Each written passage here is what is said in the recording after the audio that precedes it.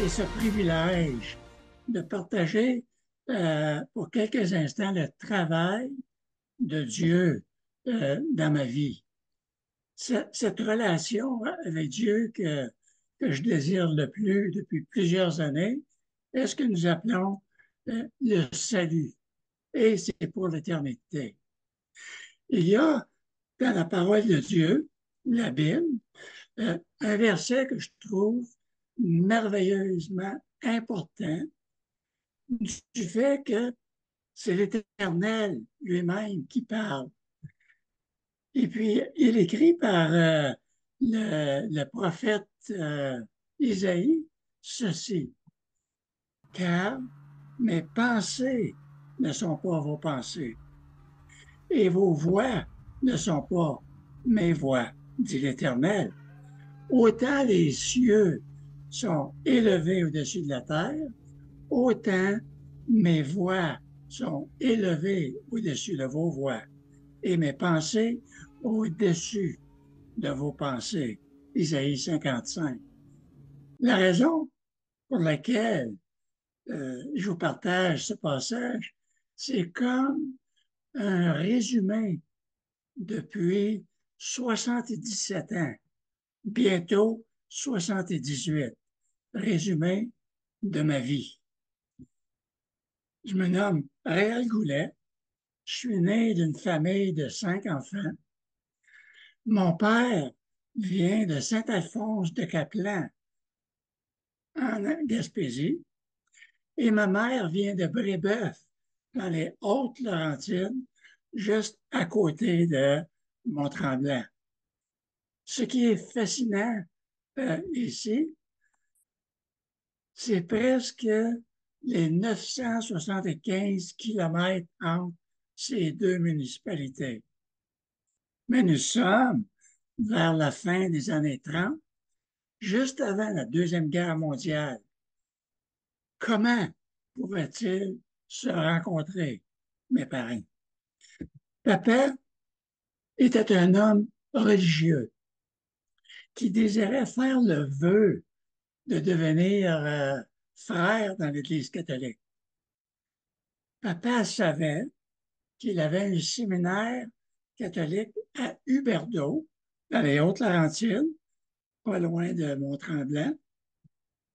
Et il avait aussi un oncle fermier qui demeurait dans un village voisin qui s'appelle Boileau, tout près d'Huberdeau.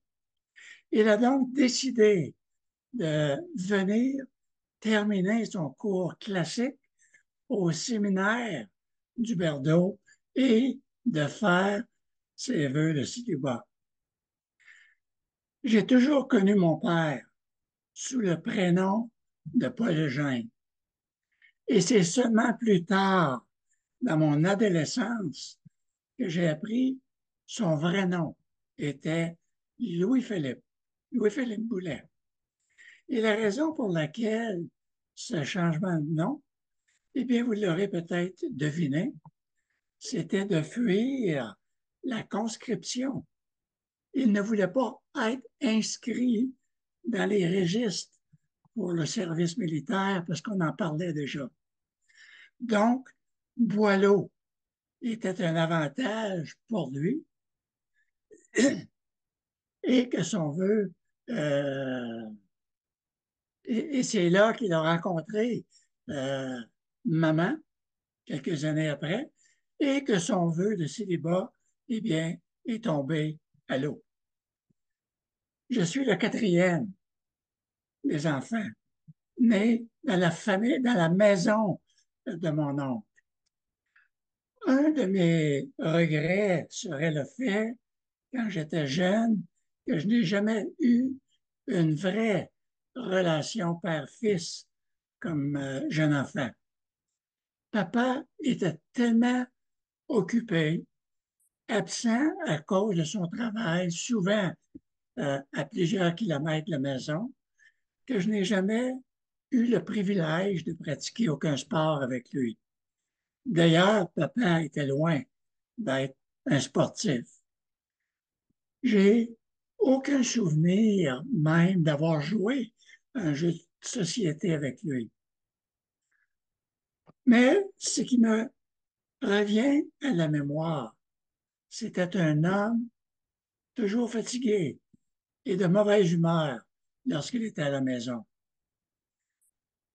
Moi, étant petit, j'étais un jeune enfant curieux et lorsque quelque chose me tombait sous la main, comme un jouet ou un présent, mais il fallait que je le démonte euh, en morceaux, en pièces détachées, pour essayer de le remettre en place après pour voir comment c'était fabriqué.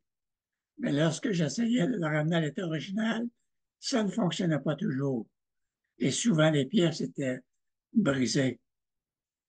C'était ma façon à moi d'apprendre et qui m'a causé beaucoup d'ennuis parce que j'étais catalogué par mon père comme celui qui brise tout.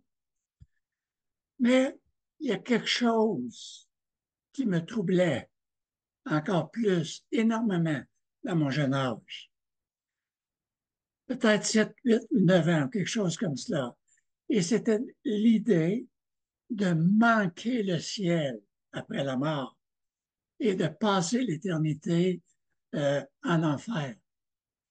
Je ne voyais aucune possibilité de comment je pourrais gagner le ciel. C'est impossible pour moi de faire des bonnes œuvres qui me garantiraient mon entrée au ciel. Notre Église catholique nous enseignait que nous ne pouvions pas avoir aucune assurance de se retrouver au ciel après la mort. Il fallait suivre à la lettre les règlements de l'Église et malgré cela, il n'y avait aucune assurance qui nous était donnée. Je croyais que la seule garantie que je pouvais peut-être obtenir mon entrée au ciel était de devenir un prêtre dans l'Église catholique. On était très religieux chez nous. Je pensais que les prêtres étaient super chanceux d'être si proches de Dieu et de savoir que le ciel leur était garanti. C'était ce que je croyais fermement à l'époque. Et vers l'âge de 11 ou 12 ans, j'avais partagé à papa mon désir de devenir un prêtre. D'ailleurs, dans les années 50, c'était une gloire pour une famille canadienne, française, québécoise d'avoir un enfant qui deviendrait un religieux dans le système de l'Église. Papa m'avait encouragé dans cette direction en me donnant l'information nécessaire. Et puis, il était sur le point de m'inscrire au séminaire Saint-Michel de Rouyn-Noranda pour poursuivre ma formation secondaire avec eux. Vous savez, il y a une promesse que Jésus nous a laissée dans sa parole, une promesse que j'ai appris beaucoup plus tard dans ma vie, une promesse qui me concernait et que je ne savais pas, et qui vous concerne aussi, vous qui écoutez. Jésus dit, demandez et l'on vous donnera. Cherchez et vous trouverez. Frappez et l'on vous ouvrira. Dans le grand sermon sur la montagne dans Matthieu 7. Dans un sens, sans le savoir, je cherchais. Dieu sait comment nous rejoindre. Un samedi soir, bien installé devant notre téléviseur, une bonne demi-heure avant la joute de hockey, nous étions prêts à encourager nos Canadiens de Montréal. Le hockey était simple à ce moment-là, avec seulement 6 équipes dans la Ligue nationale. C'était au début des années 60, et la technologie n'était pas comme aujourd'hui. Nous avions accès à une seule station, CKRN de Rouyn-Noranda, en noir et blanc. On ouvrait le téléviseur ou on le fermait. Impossible de zapper. Il n'y avait rien d'autre. Ce qui était étonnant ce soir-là, avant la joute débute, un étrange programme fait son apparition avec des chants religieux.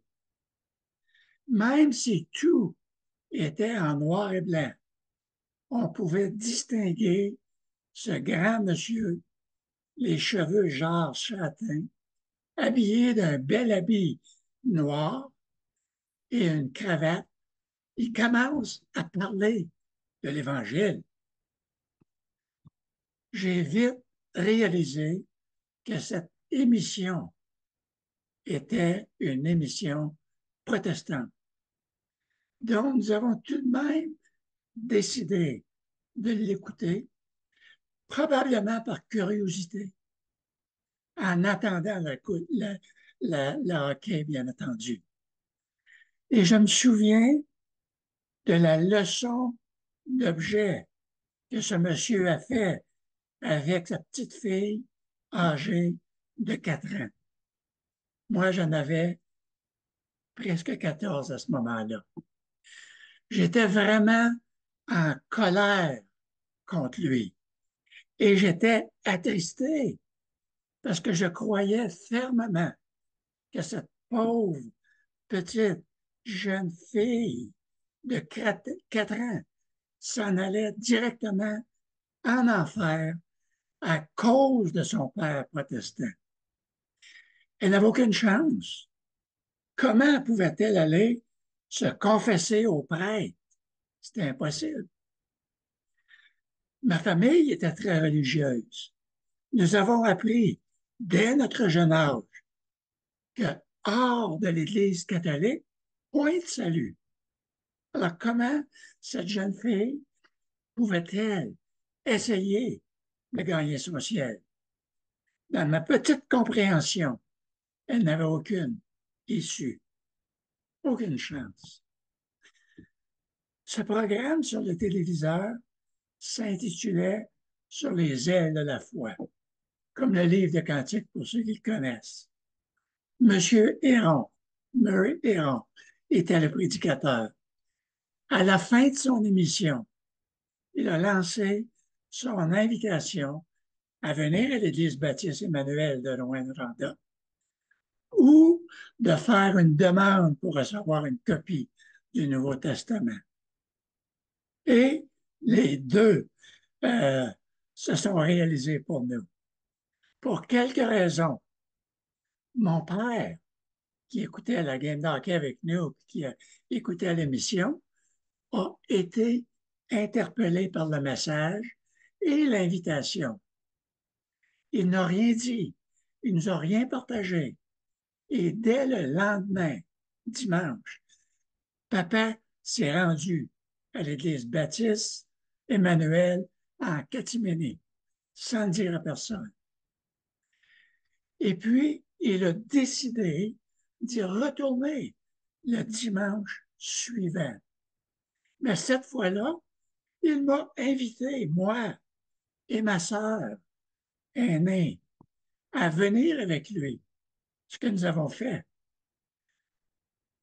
Et j'avais 14 ans à ce moment-là, et je suis allé avec lui. Assis dans l'auditorium, en écoutant ce prédicateur parler clairement des vérités de la parole de Dieu, était au-delà de ma compréhension. Ce n'était pas comme à la télévision. Puisque on ne m'enseigne pas ces choses dans mon église, pourquoi? Alors je me posais cette question. J'étais tellement touché par l'enseignement de la Bible que j'ai continué d'assister à toutes les réunions de l'Église. Comme papa était presque parti régulièrement, alors j'allais à l'Église seul, à tous les dimanches. Et à ce moment-là, l'Église avait des réunions le dimanche matin, le dimanche soir, les mercredis soirs, les vendredis soirs avec la jeunesse. Et j'étais tellement emballé d'apprendre ce que la Bible enseignait que je participais à toutes les réunions.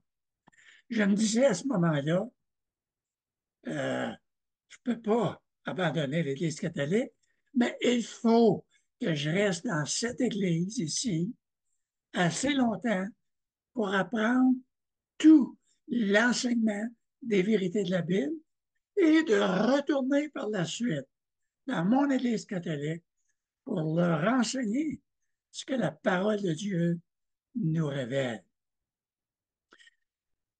Ma compréhension de l'Évangile augmentait de jour en jour.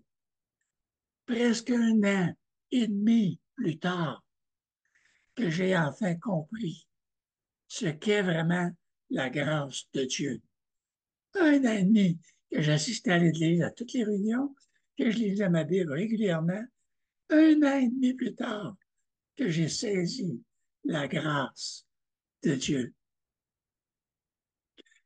J'étais dans un camp de jeunesse organisé par l'église de Rouyn-Noranda et l'église de Val-d'Or au bord du magnifique lac Lemoine, tout près de la ville de Val-d'Or.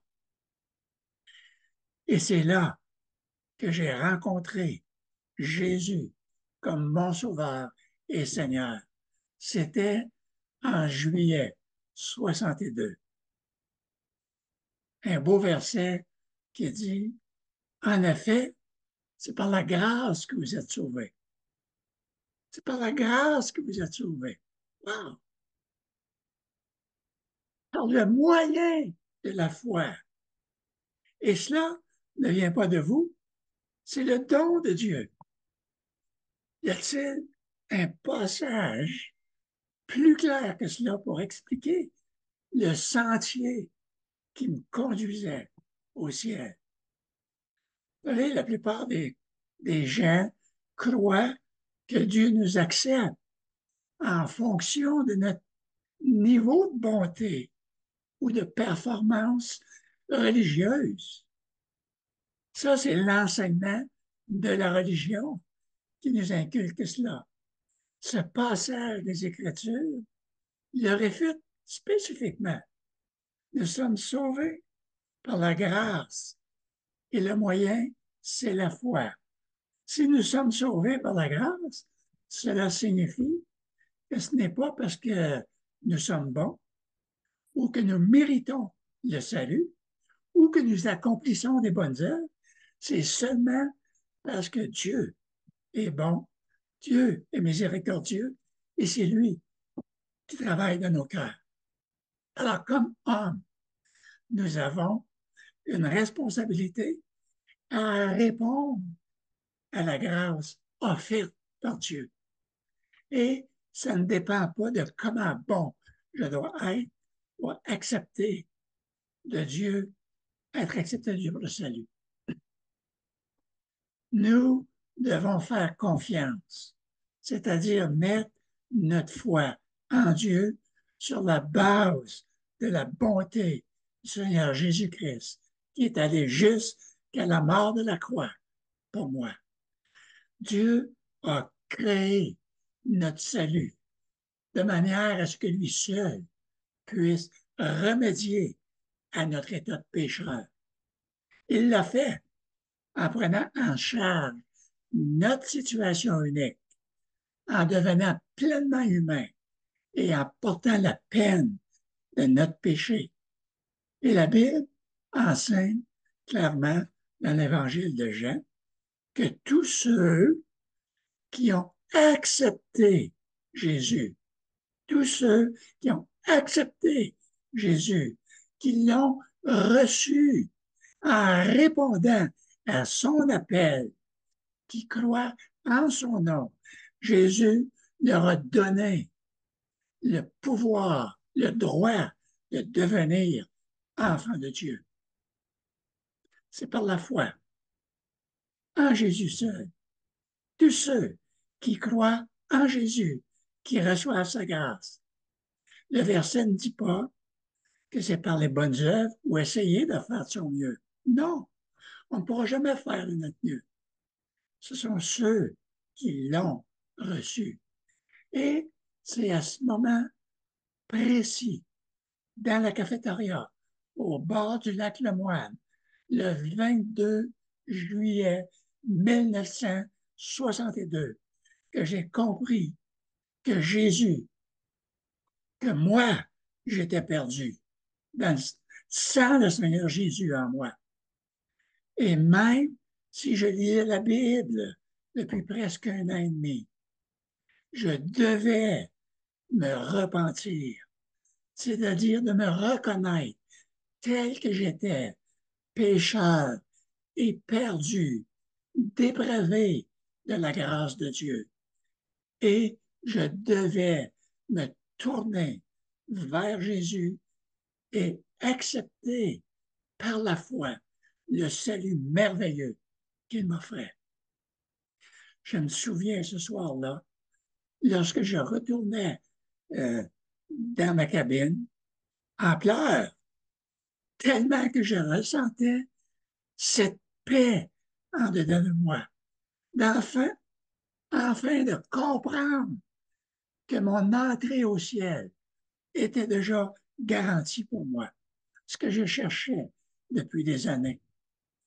La paix de savoir et d'avoir cette certitude que mon entrée était accomplie à la croix de mon Jésus crucifié, mort et ressuscité pour me donner la vie éternelle, de me garantir le ciel. Vous savez, la repentance, parce qu'on m'a accusé par la suite de cela, que cette repentance était un genre de lavage de cerveau. La repentance n'est pas un lavage de cerveau. La repentance est un changement d'attitude, un changement d'avis concernant le péché, un changement d'avis concernant Dieu, un changement d'avis concernant l'éternité. Depuis 62 ans, je vis une vie merveilleuse, pleine de grâce. Et je ne dis pas que je n'ai jamais expérimenté des problèmes, des difficultés. Non, mais je ne changerai jamais ma vie pour rien d'autre. J'ai toujours senti cette grâce merveilleuse de Dieu. Le Seigneur a permis de me donner une épouse merveilleuse, Christina, depuis 50 ans cette année que Dieu nous a mis ensemble. Et il nous a donné 4 merveilleux enfants. Notre désir à nous est de vivre pour mon Sauveur et Seigneur et de le faire connaître autour de moi. Ça a été toujours mon désir. Quelques mois après ma conversion, j'ai suivi le Seigneur dans les eaux du baptême. Au moment même que, au même temps que papa, parce que papa avait accepté le Seigneur lui aussi, en même temps que moi, à quelque part, mais il s'était converti et on a été baptisés au même moment. Et, et aujourd'hui, eh bien, papa est dans la demeure éternelle avec son Sauveur. Et moi qui continuais d'aller à l'église régulièrement, à chaque fois que je revenais de l'église, j'essayais de partager le sermon avec maman et ma sœur cadette, Céline, parce que eux n'étaient pas ouverts du tout à l'Évangile. Et lorsque j'essayais de leur partager le message, ça fonctionnait pas non plus. Mais un dimanche soir, le prédicateur avait prêché sur le verset de Jean 3,16. Et je me disais à l'église, ah, il aurait fallu que maman et Céline soient ici. Peut-être qu'elles auraient compris le salut. Et la seule chose qui me revenait à la mémoire lorsque je suis revenu à la maison était Jean 3,16, que j'ai lu à haute voix. Car Dieu a tant aimé le monde qu'il a donné son Fils unique afin que quiconque croit en lui ne périsse point, mais qu'il ait la vie éternelle. La seule chose que je croyais, qui me rappelait et que j'avais partagé. Et ma sœur fut interpellée d'entendre ce verset. Et puis elle m'a répondu, c'est dans ta Bible protestante que tu lis. Donc, je lui ai suggéré de le vérifier dans sa grosse Bible catholique qu'on avait à la maison, qu'on n'avait jamais lue, et de comparer si c'est le même passage, même message. Et à sa grande surprise, de comparer ce verset-là et de voir si c'était la même chose, elle s'exclame, Maman, c'est vrai ce que Réal nous partage. Je ne sais pas si elles ont accepté le Seigneur ce soir-là, mais ils l'ont fait. Et quelques mois plus tard, elles ont suivi aussi le Seigneur dans les eaux du baptême et puis ils n'ont jamais délaissé l'Église de baptiste par la suite. Et ma question, aimerais-tu expérimenter cette vie de paix profonde? Pas juste une paix temporaire, pas juste une paix qui va durer quelques jours, une paix profonde, une paix intérieure. C'est possible, c'est possible. Je t'invite présentement à venir à Jésus dans la prière de la repentance et par la foi. Par la repentance, tu confesses ton état de pécheur, que tu ne peux rien faire pour régler ton péché. Tu te reconnais tel que tu es et tu sais et tu connais que Jésus est mort et est ressuscité pour tes péchés. Tu l'invites à faire sa demeure en toi. Moi, je cherchais le moyen d'entrer au ciel et je l'ai enfin trouvé depuis 62 ans. Et Jésus nous dit dans sa parole, celui qui écoute ma parole, la Bible, qui croit en celui qui m'a envoyé, a la vie éternelle. Il ne vient point en jugement, mais il est passé de la mort éternelle à la vie éternelle. Crois-tu cela?